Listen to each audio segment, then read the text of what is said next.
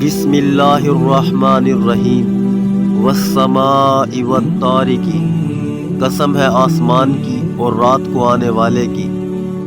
وما ادراک ما الطارق، اور تمہیں کیا معلوم کہ وہ رات کو آنے والا کیا ہے۔ النجم الثاقب، چمکتا ہوا ستارہ۔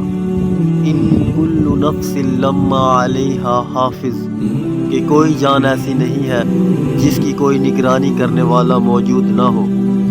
فَلْيَنظُرِ الْإِنسَانُ مِمَّا خُلِقَ، اب انسان کو یہ دیکھنا چاہیے کہ اسے کس چیز سے پیدا کیا گیا۔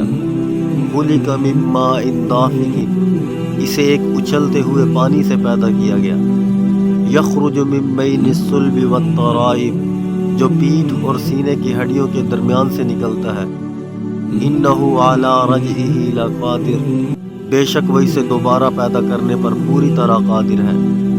یوم تبلی السرائر، جس دن تمام پوشیدہ باتوں کی جانچ ہوگی۔ فما لہ من قوت ولا ناصر، تو انسان کے پاس نہ اپنا کوئی زور ہوگا نہ کوئی مددگار۔